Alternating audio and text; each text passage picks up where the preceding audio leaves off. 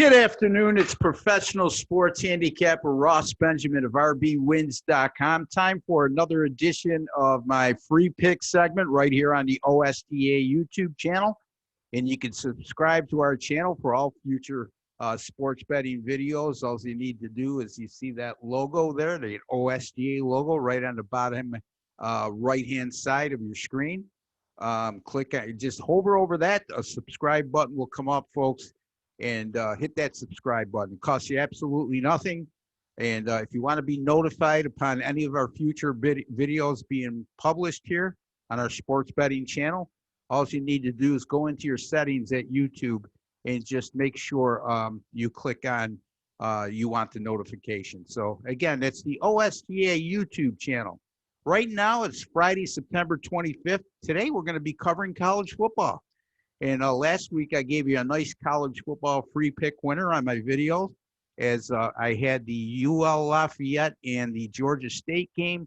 And, I took Georgia State in that game as a 17-point home underdog after UL-Lafayette the week before had knocked off Iowa State. That was number 22 Iowa State at the time. And it was the first victory over a ranked opponent on the road in UL-Lafayette college football history.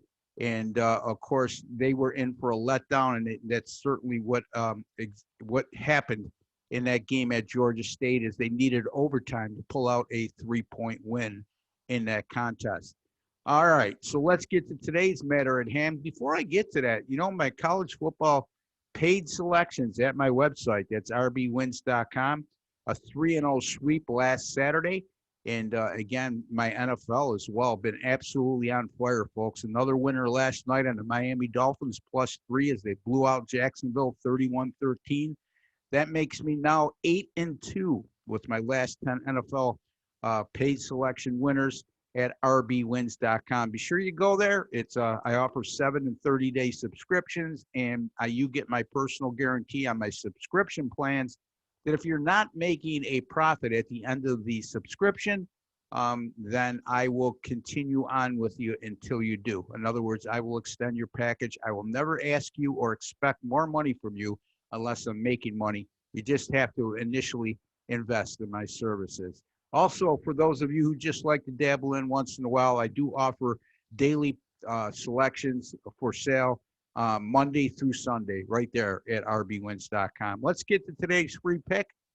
The SEC finally gets underway the last Saturday in September, and we're going to be taking a look at the game between the Florida Gators, who are currently ranked number 5 in the AP poll, at the Ole Miss Rebels. Exciting time for Ole Miss as Lane Kiffin takes over as head coach at Ole Miss. And Kiffin was previously at Florida Atlantic, where he enjoyed a lot of success, back-to-back 11-3 seasons in Boca Raton. He's also the former head coach of the Tennessee Volunteers, the former head coach of the USC Trojans, and also the former head coach of the then Oakland Raiders. So here's the thing with him. Brilliant offensive mind, bit of a vagabond for me, though. I mean, he doesn't keep his hat planted at the hat stand too long in any specific location. So that's the only drawback I would see in that regard, in terms of when you start recruiting, players wonder, or potential players or potential recruits, I should say, start wondering, how long is this guy going to stick around if I decide to go there? Now, he takes over an Ole Miss program that went 4-8 a season ago, and things have really been topsy-turvy at, not even topsy-turvy, they've been erratic at Ole Miss. Ever since the Hugh Freeze scandal a few years back, Ole Miss has really had a hard time getting things back together. They did attain some very good success under Freeze. Unfortunately, he left on bad terms with that internal scandal, like I alluded to. And then the past head coach, and his name escapes me, excuse me, off the top of my head, had very little success at Ole Miss. As a matter of fact, 2 years ago, think about this. Ole Miss had A.J. Brown, who started as a wide receiver for the Tennessee Titans last year and this year, and had a great rookie year. D.K. Metcalf In the second round, went to Seattle. He ended up being a full-time starter with the Seahawks last year and is a prominent part of their passing game this year. And then their tight end was Dawson Knox, who started as a rookie for the Buffalo Bills, who were a playoff team a season ago, and continues to be their starter. Yet that same Ole Miss team went 5-7. You want to know why that guy got fired? Well, that's exactly why. So Kiffin's taking over a program that needs a little bit of stability. And like I alluded to, again, and not only to overemphasize that point, but when you need stability, I question the fact that you hire a guy who's been a textbook vagabond in his career. And not only does he leave positions he's at, it's not like he leaves because he gets fired. He leaves on his own accord. I think the only job he really got fired at was his job with the Oakland Raiders. Other than that, he left on his own accord in his 3 stops at USC, Tennessee, and Florida Atlantic. So I might be wrong. USC he might have got fired, but in any event, you get my point, folks. Now the Florida Gators come in.